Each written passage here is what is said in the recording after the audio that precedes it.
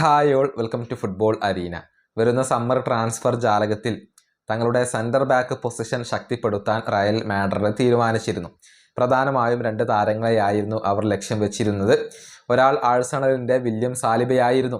പക്ഷേ അദ്ദേഹം ഗണ്ണേഴ്സുമായി പുതിയ കോൺട്രാക്റ്റിൽ ഒപ്പുവെച്ചിട്ടുണ്ട്. മറ്റൊരാൾ ലിവർപൂളിൻ്റെ ഇബ്രാഹിമെ കൊനാറ്റയായിരുന്നു. അതുമായി ബന്ധപ്പെട്ട ഒരു update the athletic FC-യുടെ David Ornstein ഇപ്പോൾ നൽകിയിട്ടുണ്ട്. അതായത് കൊനാറ്റയെ കൊണ്ടുവരാൻ റയൽ മാഡ്രിഡ് ഇപ്പോൾ ഉദ്ദേശിക്കുന്നില്ല.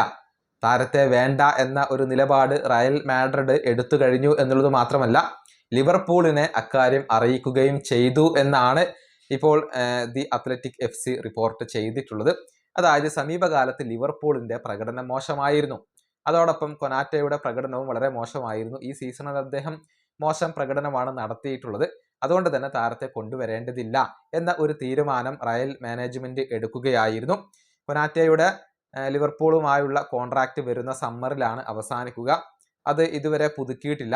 വരുന്ന ജനുവരി മുതൽ മറ്റേത് ക്ലബ്ബുമായും ചർച്ചകൾ നടത്താനുള്ള ഒരു ഫ്രീഡം കൊനാറ്റയ്ക്ക് ലഭിക്കും എന്നുള്ളതാണ്. ഇദ്ദേഹത്തിന്റെ കോൺട്രാക്റ്റ് പുതുക്കാൻ ഇപ്പോൾ ലിവർപൂൾ ഒരുക്കമാണ്. പക്ഷേ താരം ആവശ്യപ്പെടുന്ന സാലറി നൽകില്ല. സാലറി കുറയ്ക്കേണ്ടതുണ്ട്. മാത്രമല്ല, ഇദ്ദേഹത്തിന്റെ ഡിമാൻഡുകൾ അംഗീകരിക്കാൻ ലിവർപൂൾ ഇപ്പോൾ തയ്യാറല്ല എന്നാണ് റിപ്പോർട്ടുകൾ ചൂണ്ടിക്കാണിക്കുന്നത്. ഏതായാലും ഡിഫൻസ് ശക്തിപ്പെടുത്താൻ ലിവർപൂളും ഇപ്പോൾ ഉദ്ദേശിക്കുന്നുണ്ട്. അതുകൊണ്ട് തന്നെ താരത്തിന്റെ പകരമായി കൊണ്ട് ചില താരങ്ങളെ ലിവർപൂൾ പരിഗണിച്ച് തുടങ്ങിയിട്ടുണ്ട് എന്നുള്ളതാണ്. ഏതായാലും കൊനാറ്റയെ സംബന്ധിച്ചിടത്തോളം ഇപ്പോൾ അത്ര നല്ല സമയമല്ല. കാരണം റയലിന് തന്നിലുള്ള താല്പര്യം നഷ്ടപ്പെട്ടിട്ടുണ്ട്. മാത്രമല്ല, അദ്ദേഹത്തിന്റെ പ്രകടനം മോശമാവുകയും ചെയ്തിട്ടുണ്ട്. ഈ വീഡിയോ അവസാനിപ്പിക്കുന്നു. അടുത്തൊരു വീണ്ടും കാണാം.